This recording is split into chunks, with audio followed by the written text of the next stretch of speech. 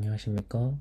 10분 톡톡 발표를 하게 된 이정동이라고 합니다. 저의 발표 주제는 노치 디자인과 다이나믹 아일랜드입니다. 작년에 이제 아이폰 14 시리즈가 출시되면서 저도 이제 아이폰 14 프로로 기기를 변경했는데요. 이 아이폰 14 시리즈가 출시되면서 가장 관심을 끌었던 부분은 이제 다름 아닌 이제 14 프로에 적용된 다이나믹 아일랜드가 아닐까 싶습니다. 사실 이제 다이나믹 아일랜드에 대해서 별 생각을 안 하고 있다가 문득 이런 궁금증이 들더라고요. 기존의 노치 디자인에서 다이나믹 아일랜드로 디자인을 변경한 이유가 뭘까라고 이제 궁금증이 생겼습니다. 그래서 이번 발표를 계기로 한번 그 이유에 대해 알아보고자 이 주제를 선정하게 되었습니다. 그 전에 먼저 이제 애플이 노치 디자인을 적용했을 때로 한번 돌아가 보도록 하겠습니다.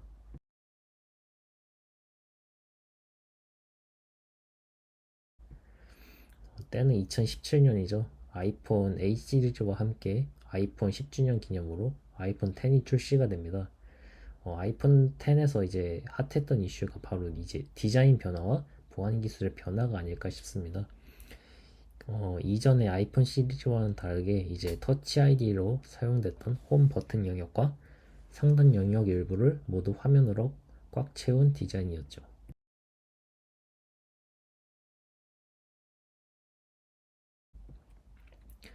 그리고 터치 아이디 대신 새로운 보안 기술을 적용했는데요.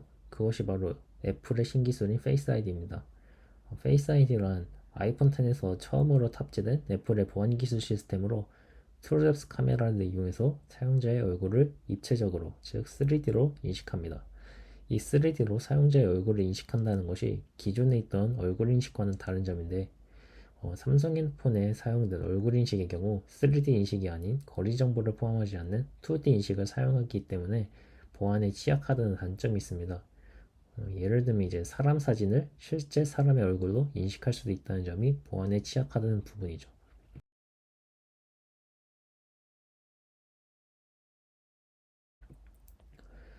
처음 사람들이 이제 노치 디자인을 보고 새롭다면서 긍정적으로 바라본 부분들도 있었지만 노치로 가려진 영역이 M자 탈모를 연상시킨다며 디자인에 대해 부정적으로 바라보기도 하였죠. 그럼 왜 애플은 M자 탈모처럼 보이는 노치 디자인을 사용하게 되었을까요? 노치 하단부에 맞춰서 노치 양옆 공간을 그냥 채우면 되지 않았을까 하는 궁금증이 있을 수도 있습니다. 제가 생각하기에는 애플이 화면 공간을 최대한으로 활용해 보고자 했던 것 같습니다. 예를 들면 노치 영역 좌측에는 시간을 표시하고 우측에는 네트워크 상태와 배터리를 표시한 것처럼 말이죠.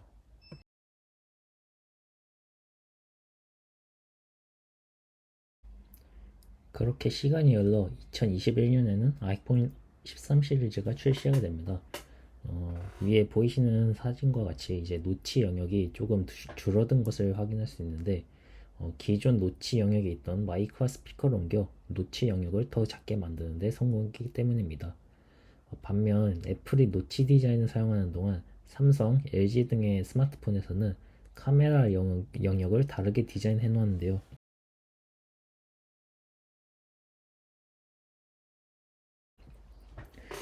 그 예로 삼성 스마트폰에서는 카메라 구멍을 펀치홀 디자인을 적용해서 굉장히 작게 표현한다든지 또는 언더 디스플레이 카메라를 사용해서 카메라 구멍을 숨겨 디스플레이 영역을 최대한으로 사용하고 있었습니다.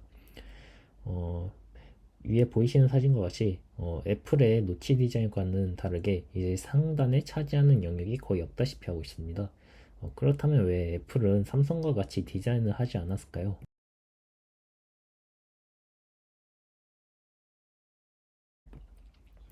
그건 바로 페이스 아이디 기술을 구현하기 위해 사용되는 트루뎁스 카메라 때문인데요.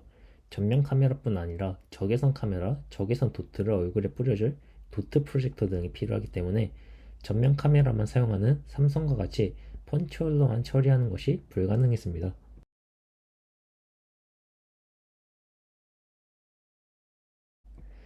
그러면 한 가지 또 궁금한 점이 생길 수 있습니다.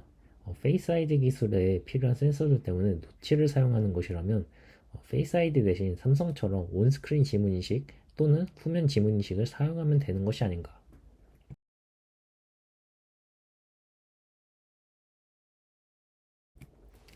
애플이 지문인식 대신 페이스 아이디를 밀고 있는 이유는 이 페이스 아이디에 사용되는 트루뎁스 카메라가 장점이 있다고 주장하기 때문입니다. 가장 기본적으로 한층 더 높아진 보안 기술인 페이스 아이디가 있을 것이고요. 추가로 미모티콘, 얼굴에 텍스처를 씌우는 기능, 전면 카메라로 인물 사진 가능, 에어팟 프로를 이용한 개인 맞춤형 공간 음향 등 다양한 곳에서 활용될 수 있죠.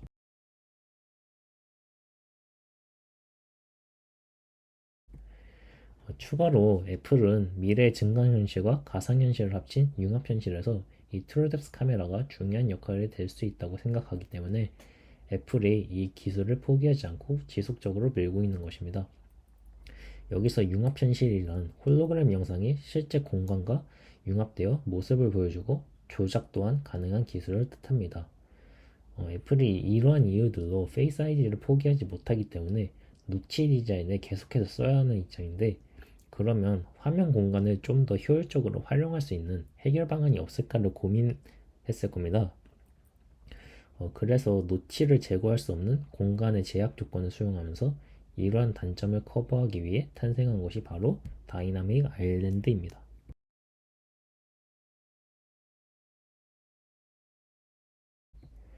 아이폰 14 프로에만 적용된 다이나믹 아일랜드는 기존 노치 영역을 작은 알약 모양으로 변화시켰습니다. 그런데 눈으로 보기에는 노치 디자인과 비교해서 차지하는 공간은 조금 줄긴 했지만 크게 달라 보이지는 않아 보입니다. 그러면 어떤 방식으로 이 화면 공간을 활용했을지 한번 보겠습니다.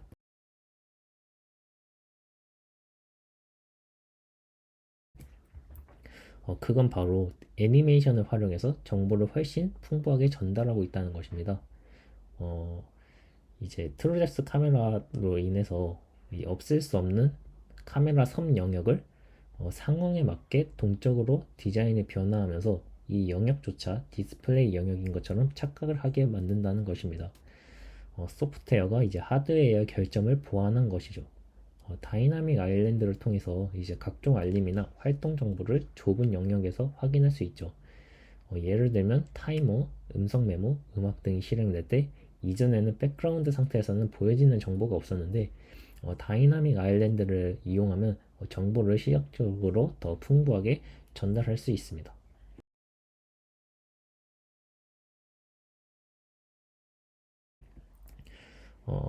조금 아쉬운 부분도 이제 존재하는데 아이폰 13 프로와 비교했을 때 기존 노치 디자인보다 상단 영역을 미세하게 좀 더 차지하게 되고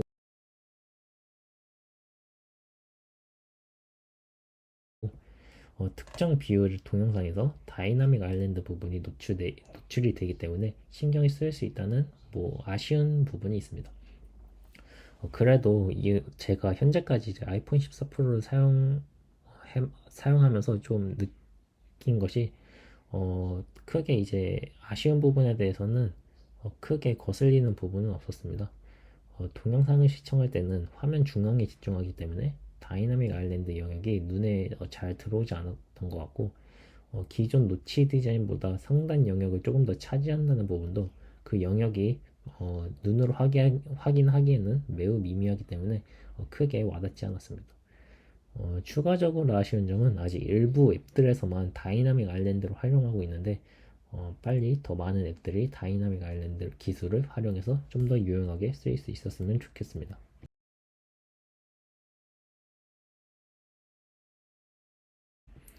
네, 지금까지 발표를 맡게 된 이정동이었습니다. 감사합니다.